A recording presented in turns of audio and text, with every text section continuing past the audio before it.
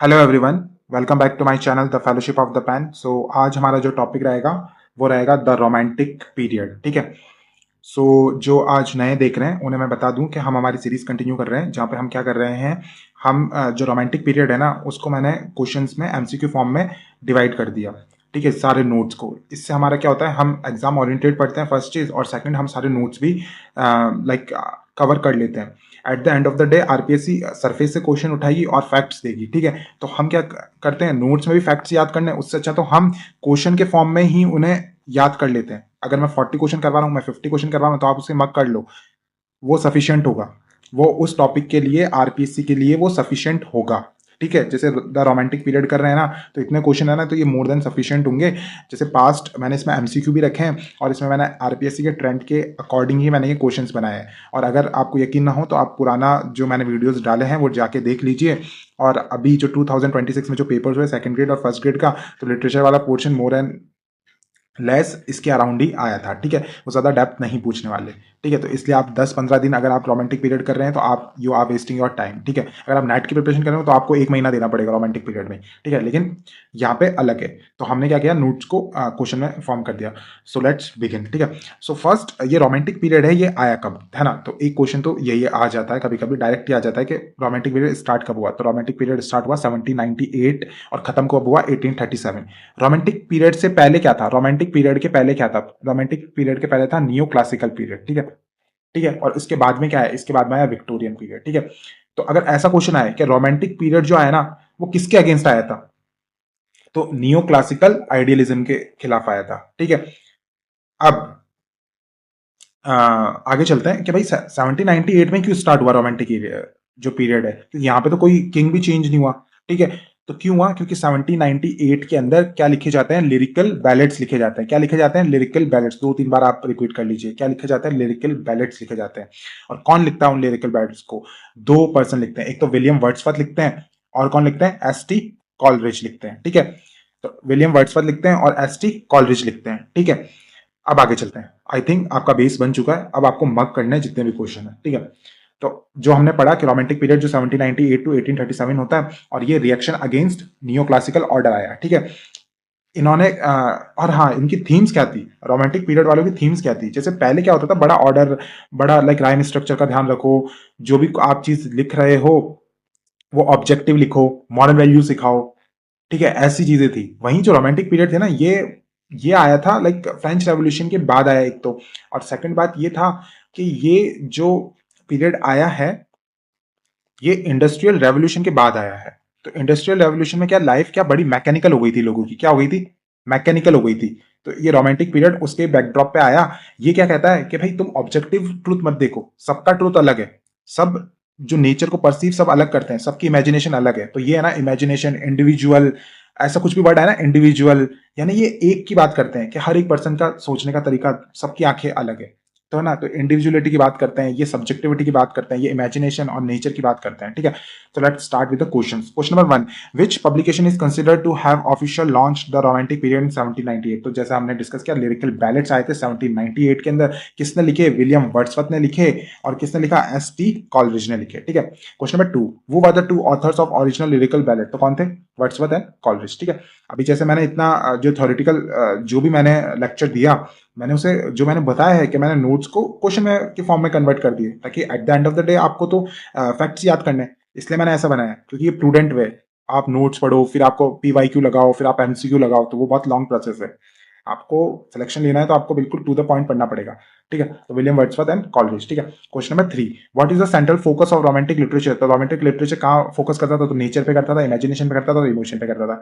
ठीक है, सिंपल है। क्वेश्चन नंबर 4, वो is known as the poet of nature. Poet of nature किसे कहा जाता है, तो ये विलियम वर्ड्सवर्थ को कहा जाता है। मक करना पड़ेगा, याद रखना। पोएट ऑफ नेचर किसे कहते हैं, विलियम वर्ड्सवर्थ को कहते हैं। ठीक है, वर्ड्सवर्थ की जो पोयम है द प्रीलूड, वो क्या है, एक एपिक नॉवल है, नहीं। ऑटोबायोग्राफिकल पोयम है, हाँ। जो वर्ड्सवर्थ की जो प्रीलूड है ना, वो उनकी खुद की लाइफ पे लिखी गई है, और एक पोयम है ये। तो ये क्या है, ऑटोबायोग्राफिकल पोयम है। तो एक क्वेश्चन तो ये याद रखना कि द प्रीलूड किसने लिखी, तो ये वर्ड्सवर्थ ने लिखी।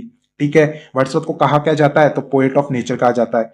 ठीक है, और जो द प्रीलूड है वो कैसी पोयम है, तो वो ऑटोबायोग्राफिकल पोयम है। ठीक है, question number 6, which poet is famous for his super poetry.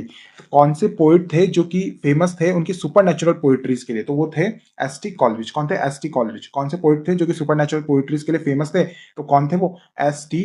Coleridge. ठीक है, option number B. Question number 7, who wrote the rime of ancient mariners. तो the rime of ancient mariner किसने लिखी? एस.टी. कॉलरिज ने लिखी।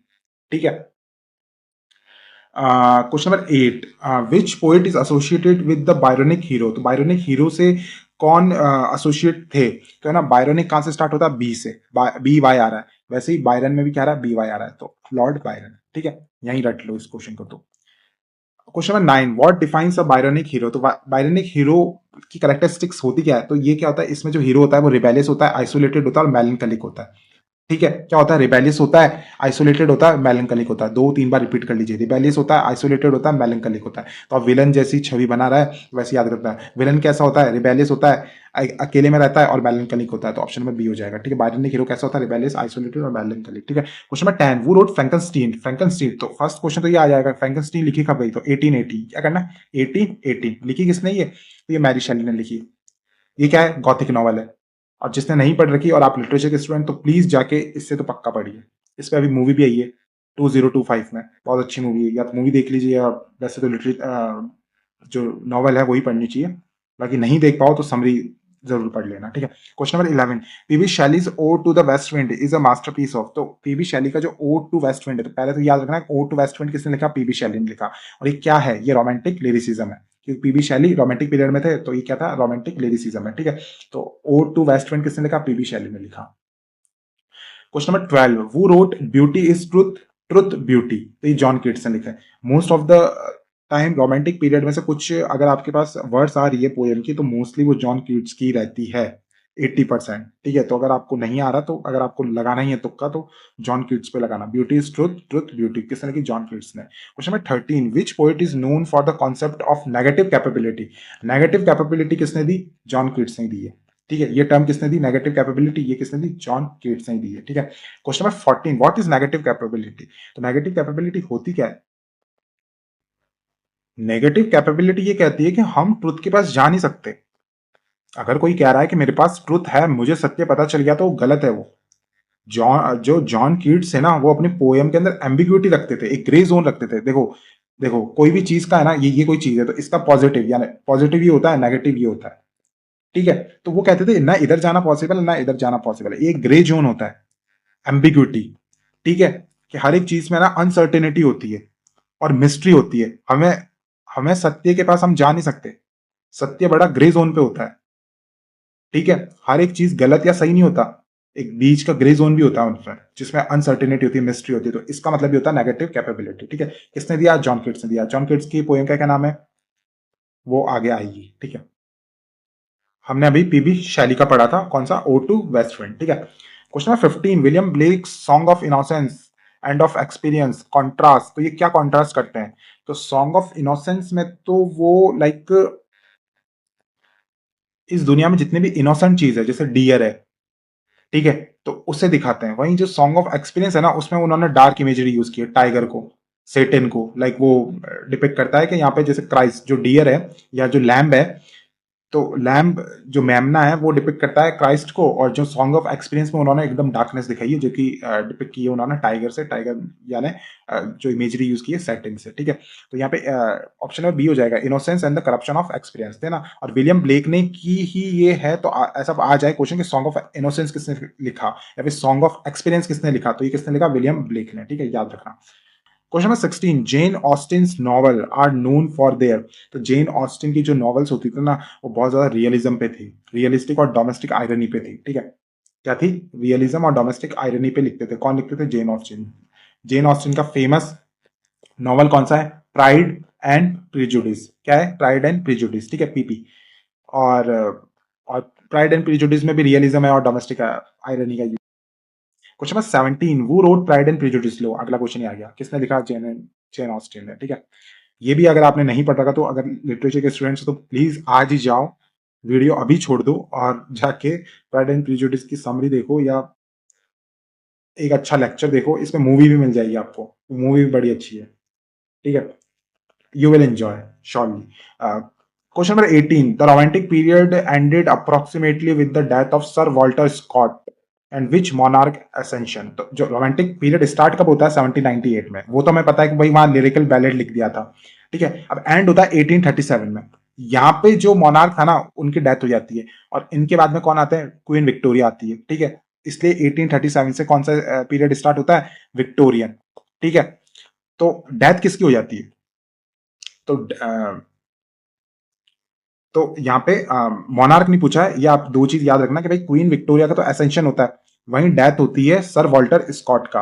इन्होंने बहुत सारी नॉवेल्स लिखी थी सर वॉल्टर स्कॉट ने, तो याद रखना किसकी डेथ पे 1837 में दो इंसिडेंट होते हैं, एक तो क्वीन विक्टोरिया असेंड होती है और डेथ होती है किनकी, सर वॉल्टर स्कॉट की, ठीक है। क्वेश्चन नंबर 19, वो रोड चाइल्ड हेरोल्ड्स पिलग्रिमेज।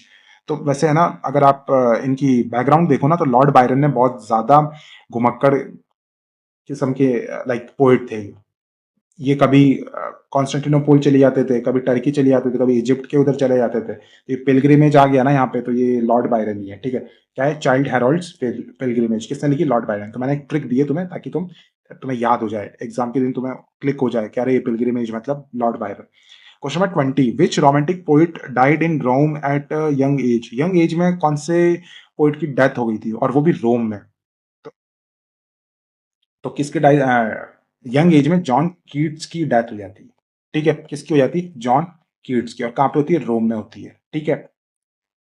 और जॉन कीट्स की डेथ पे जो पीबी शैली, पीबी शैली क्या लिखते हैं, एलिगी लिखते हैं। उस एलिगी का क्या नाम है, एडोनियस, ठीक है। वो किस पे लिखी जाती है, जॉन किट्स की डेथ पे लिखी जाती है।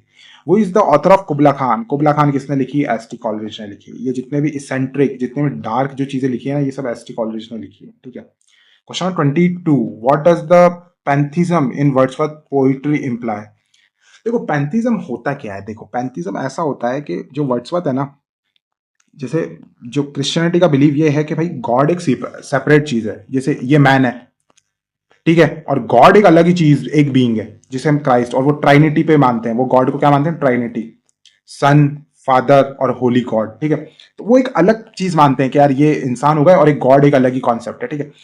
पैंथिज्म क्या मानता है, पैंथिज्म वर्ड्सवर्थ कहते हैं कि जब मैं नेचर को देखता हूं ना, तो नेचर मुझे बहुत बड़ी चीज लगती है, मैं अपने दुख भूल जाता हूँ, नेचर ट्रांसेंड कर देती है, मैं अपने दुख भूल जाता हूँ। मुझे वो जो नेचर की जो मेमोरी होती है ना, जो मेरे बुरे वक्त में भी वही काम आती है। ये वर्ड्सवर्थ ऐसा कहता है। तो ये कहते हैं कि इस नेचर में ही भगवान है, ठीक है। तो उन्होंने क्या किया कि नेचर का पार्ट हम है, तो हम सब में ही भगवान है मतलब, ठीक है। तो पैंथिज्म ऐसा करता है कि गॉड इन ऑल थिंग्स, ठीक है। तो याद रहेगा, ठीक है। तो पैंथिज्म का मतलब क्या होता है, गॉड इन ऑल थिंग्स, ठीक है। क्वेश्चन नंबर 23, विच नोवेल बाय मैरी शैली is often called the first science fiction novel. ठीक है, मैरी शैली का फर्स्ट साइंस फिक्शन कौन सा था, ये भी फ्रैंकनस्टीन ही होता है। फ्रैंकनस्टीन की थोड़ी सी मैं बता देता हूँ। फ्रैंकनस्टीन में क्या होता है, ये एक डॉक्टर होता है, ठीक है, बहुत ज्यादा जिज्ञासु होता है, एम्बिशियस होता है, ये सोचता है कि भाई मैं एक इंसान बना देता हूँ, ठीक है। तो ये इंसान बनाने जाता है, मॉन्स्टर बन जाता है, और ये मॉन्स्टर से खुद ही डर जाता है, ये भाग जाता है उस मॉन्स्टर को छोड़ के, ठीक है। फिर वो मॉन्स्टर खुद सर्वाइव करता है, और लिटरली इनके बीच में एक टसल है। तो बहुत अच्छी चीज है। और फिर मॉन्स्टर का भी जो पीओवी है वो भी दिखता है इसमें, कि वो मॉन्स्टर बहुत आइसोलेटेड, वो लिटरली जब ये दोनों एक दूसरे के सामने होते हैं ना, तो मॉन्स्टर उसे बोलता है लाइक कि तुमने ना मुझे बनाया और तुम भूल ही गए मुझे बना के, मैं कितना आइसोलेशन में था, मुझे बोलना नहीं आता था, मैंने कैसे सर्वाइव किया है। तो यहाँ पे कहीं ना कहीं ये मैरी शैली है ना, एक दूसरी थीम यूज कर रही थी यहाँ पे। क्या यूज कर रही थी, कि जिस तरीके से यहाँ पे उन्होंने दर्शाया कि जिस तरीके से गॉड ने हमें बनाया है, तो गॉड और हमारा जो बीच में रिलेशन है ना, वहीं इन्होंने इसके अंदर इस फ्रैंकनस्टीन में जो मॉन्स्टर है, मॉन्स्टर को किसने बनाया, उस डॉक्टर ने बनाया। इनके बीच में भी वही तो रिलेशन है कुछ ना कुछ, क्योंकि डॉक्टर ने उसे बनाया। तो लाइक ये तो वन ऑफ द थीम है, ऐसा नहीं कि पूरी नॉवल इस पे ही है, और आपको बहुत सस्पेंस मिलेगा इसमें, तो मैंने तो बस क्यूरियोसिटी डाली है। अब आप खुद जाके इसको पढ़ना, ठीक है। क्वेश्चन नंबर, और ये फ्रैंकेनस्टीन आई कब, 1818 में आई थी। इसकी मूवी कब आई, 2025 में आई है, जो नई वाली है। क्वेश्चन नंबर 24, वो रोट डॉन जुआन। तो डॉन जुआन किसने लिखी, लॉर्ड बायरन है, बहुत इजी क्वेश्चन है। Question number 25, the child is father of the man is a line by. तो ये लाइन किसने लिखी, the child is father of the man, ठीक है। तो ये रटना ही पड़ेगा, मत करना पड़ेगा वर्ड्स पर, ठीक है। The child is father of the man, ठीक है। Question number 26, which poet was known as a mystic and visionary artist. तो ये मिस्टिक और विजनरी आर्टिस्ट कौन थे? ये विलियम ब्लेक ही थे। ऐसा कहते हैं कि विलियम ब्लेक ओपीएम का यूज करते थे। ऐसा माना जाता है कि जब विलियम ब्लेक छोटे थे ना, तो इनके फादर थे पादरी। फादर फादर क्या थे? फादर जो चर्च होता है, चर्च के भी फादर थे वो। ठीक है, तो ये बचपन से ही है ना बड़ा क्रिश्चियनिटी और मिस्टिसिज्म की किताबें पढ़ा करते थे।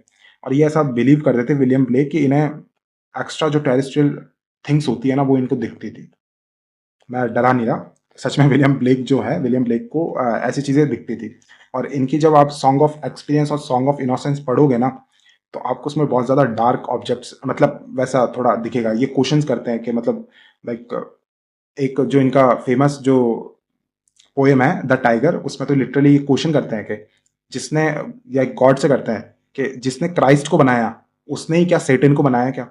किस तरीके से मतलब इतनी प्योर बनाने वाला जो बीइंग है वो इतनी बेकार चीज बना सकते हैं? वो मतलब वो वहाँ सिंबॉलिज्म का यूज करते हैं, वो क्राइस्ट को दिखाते हैं लैम्प से, मेमना, और वो जो सेटन है, सेटन को दिखाते हैं टाइगर से। ठीक है, तो ऐसे क्वेश्चन। और विलियम ब्लेक बहुत ज्यादा मिस्टिक और विजनरी आर्टिस्ट भी के अंदर आते हैं, क्योंकि ऐसा माना जाता है कि इनको एक्स्ट्रा टेरेस्ट्रियल थिंग्स इनको दिखती थी, इनको विजन्स आते थे। ठीक है, सो ये तो मैंने एक्स्ट्रा आपको एक फैक्ट दे दिया ताकि आपको क्यूरियोसिटी बने। At the end of the day teacher curiosity बढ़ा सकता है, और जब क्यूरियोसिटी बढ़ती है तो इंसान कुछ भी कर सकता है फिर आगे।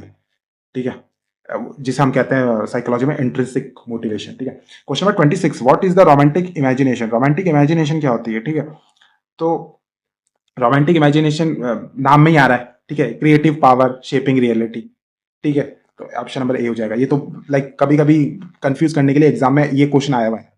ये क्वेश्चन शायद 2017 या 18 पता नहीं, शायद यूपी टाइट में पूछा था या आरपीएससी ने पूछा था, मुझे याद नहीं आ रहा, लेकिन ऐसे क्वेश्चन कर देते हैं। बट वहां पे एग्जाम में आपको प्रेजेंस ऑफ माइंड चाहिए ऐसे क्वेश्चन करने के लिए। ठीक है, आगे चलते हैं। वो रोट एमा। एमा किसने लिखी? तो एमा भी जैन ऑस्टिन ने लिखी। जैन ऑस्टिन का एक और कौन सा नॉवल था? प्राइड एंड प्रेजुडिस था। और प्राइड एंड प्रेजुडिस था, इसके साथ में कौन सी थी? एमा। एमा याद रखना। एमा किसने लिखी? तो याद आ जाना चाहिए, जेन ऑस्टिन ने लिखी। जेन ऑस्टिन ने लिखी। ठीक है, question number 29, which romantic poet was expelled from Oxford for writing the necessity of atheism. क्योंकि उस समय क्या होता था, अब उस ये सारा जो इनका भ्रम है ना, ये सब इनका भ्रम टूटा था 1859 में, जब डार्विन की बुक आई थी, जिन्होंने जिसमें उन्होंने दिखा दिया था कि हम तो बंदर से आए हुए हैं, और क्रिश्चियनिटी में ये मानते हैं कि हम सब एडम से आए हैं, एडम एंड ईव ने से हम, गॉड ने हमें बनाया। कितना बड़ा ये चीज होगी। और जो बुक है the origin of species Darwin की, तो लिटरली उसने प्रूव कर दिया कि लाइक उसने बहुत सारे फैक्ट्स दिए। और उस समय के जो बहुत सारे जो पोइट्स थे, जो कि रॉबर्ट ब्राउनिंग हुए, टेनिसन हुए, ये तो लिटरली उस समय, जैसे डोवर बीच जो लिखा था, डोवर बीच में लिटरली वो अगर आप पढ़ोगे तो उसके अंदर जो पोइट है वो एक वॉइड में चले जाते हैं कि यार जो मैं बिलीव करता था वो तो अब सही नहीं निकल रहा, तो ट्रुथ है क्या? उससे पहले जो भी लोग थे ना, तब कुछ भी ऐसा एथिज्म पे आ जाता ना तो बैन ही कर दिया जाता था उन्हें। ठीक है, क्योंकि फ्रीडम ऑफ स्पीच इतनी थी नहीं, धीरे धीरे आई। ठीक है, तो वो विक्टोरियन एज की बात है, 1859 विक्टोरियन एज है, ये रोमांटिक चल रहा था। रोमांटिक में किसने नेसेसिटी ऑफ एथिज्म लिखा ना, तो उसकी वजह से उनको ऑक्सफोर्ड से बाहर निकाल दिया। ठीक है, किसने निकाला? पीवी शैली को निकाला। किसको निकाला? पीवी शैली को निकाला। पीवी शैली की कौन सी पोएम अपने ऊपर पढ़ी थी? तो ओ टू वेस्ट विंड पढ़ी थी। ठीक है, लिख लीजिए। देखो जो शैली है, शैली का मैंने एक कहा था, इन्होंने एलिगी लिखी थी। क्या लिखी थी? एलिगी। क्या लिखी थी? एडो। यस, ये क्यों लिखी थी? ये किस पे लिखी थी? कीट की डेथ पे। कीट्स जब डेथ हो जाती है तो डेथ पे जो सॉन्ग लिखे जाते हैं वो एलिगी कहलाता है। ठीक है, और एक तो एडोनिस लिखी थी, और पीबी शैली ने ओ टू वेस्ट विंड लिखी थी। क्या वेस्ट विंड लिखी थी? इन्होंने एक क्या लिखा था? स्काई लार्क लिखी थी। To skylark. क्या? टू स्काई लार्क लिखा था। ठीक है, उसके बाद में कीट्स की मैं बता देता हूँ, कीट्स ने क्या लिखा। कीट्स ने एक तो लिखा Grecian urn. Ode to Grecian urn, तो आप सिर्फ ग्रेशियन अर्न याद कर लीजिए। एक तो ग्रेशियन अर्न लिखा था, और एक ऑटम लिखा था। किसने लिखा था? ये कीट्स ने।